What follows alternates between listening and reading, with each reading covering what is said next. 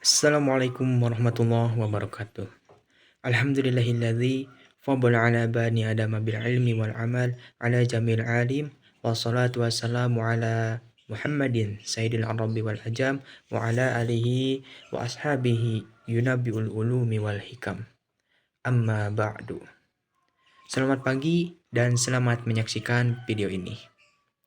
Sekalian yang saya hormati dan saya cintai, terkhususnya kepada Bapak dosen Dr. Komarudin MPD, dan yang saya hormati juga kepada para dosen-dosen, Bapak dosen, Ibu dosen yang tak bisa saya sebutkan satu persatunya.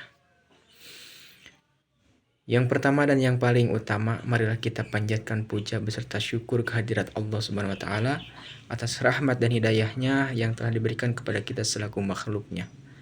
Pada hari yang berbahagia ini, kita masih diberi kenikmatan iman dan Islam, sehingga kita dapat beraktivitas seperti sebelumnya.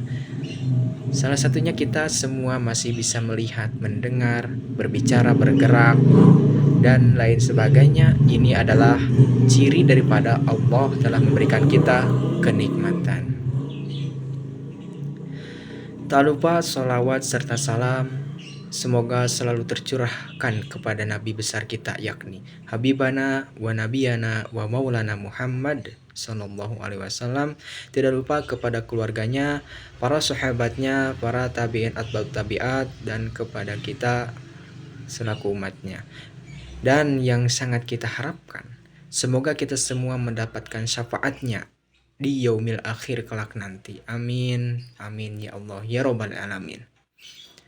Terima kasih atas kesempatan yang telah diberikan kepada saya untuk berbagi pandangan mengenai sebuah topik yang sangat relevan dengan pendidikan kita saat ini, yaitu urgensi mata pelajaran fikih di sekolah. Masuk ke slide yang pertama yang bertulisan mengapa fikih itu penting. Ini adalah sebuah pertanyaan ya guys. Mengapa fikih itu penting? Nah, coba kita renungkan dulu sejenak, mengapa kita perlu belajar fikih? Apakah hanya untuk menghafal syarat dan rukun sholat saja?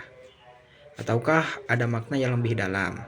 Nah, hari ini kita akan bedah bersama mengapa fikih bukan hanya sekedar mata pelajaran, melainkan sebuah kompas hidup bagi setiap orang-orang muslim. Mari kita mulai dengan memahami apa itu fikih secara bahasa dan apa itu fikih secara istilah. Dengan deskripsi, dengan tulisan yang ada di atas ini, yang di slide yang nomor 2, definisi fikih, saya akan menjelaskannya.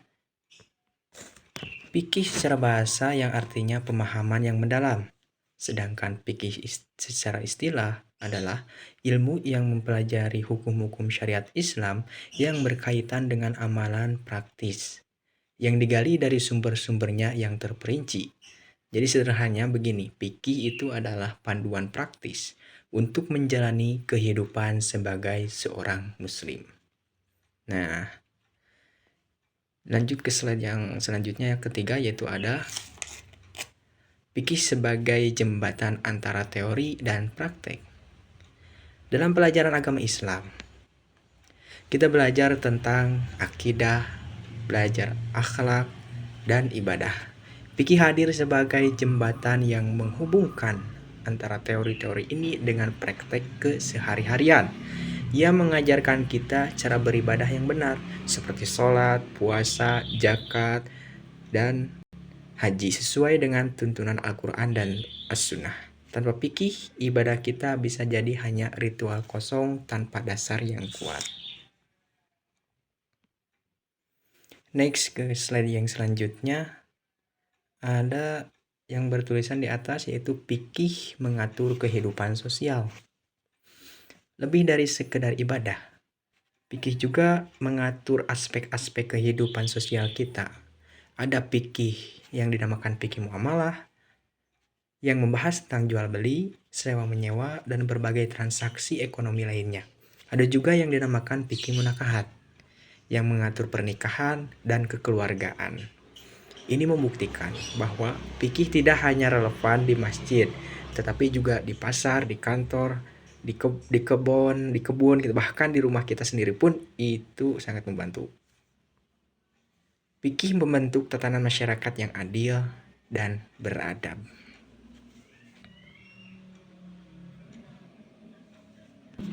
Next, dalam slide ini, fikih itu berperan untuk membentuk karakter dan melatih siswa agar menjadi pribadi yang disiplin dan bertanggung jawab.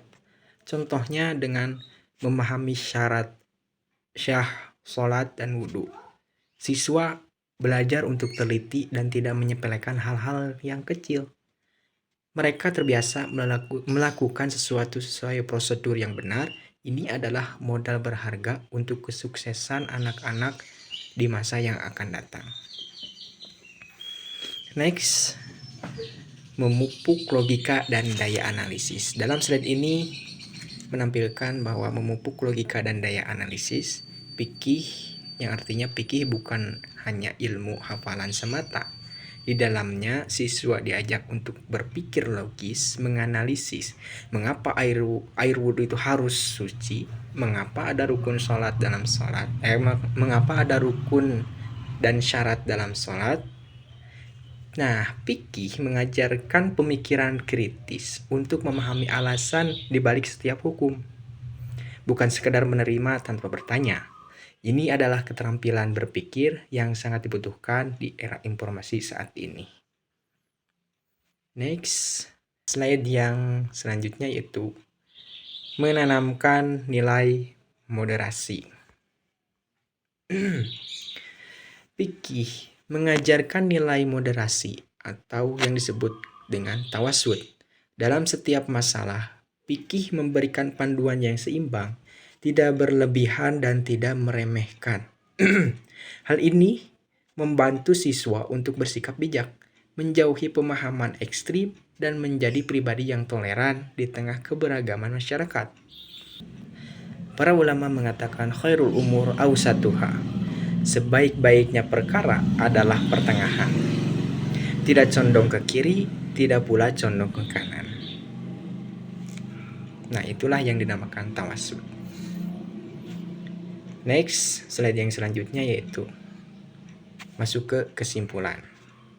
Jadi, urgensi mata pelajaran fikih di sekolah bukan lagi sekedar pilihan, melainkan kebutuhan esensial. Fikih adalah panduan praktis untuk ibadah dan muamalah, pembentuk karakter yang disiplin dan bertanggung jawab, pengasah nalar yang kritis dan analitis, penanaman nilai moderasi dalam berinteraksi. Dengan mempelajari fikih, kita menyiapkan generasi muda yang tidak hanya cerdas secara akademis, tetapi juga kokoh imannya dan mulia akhlaknya. Terima kasih. Demikian presentasi dari saya. Semoga apa yang saya sampaikan sesuai dengan harapan Bapak dan semoga memberi kemanfaatan. Terima kasih atas perhatiannya. Assalamualaikum warahmatullahi wabarakatuh.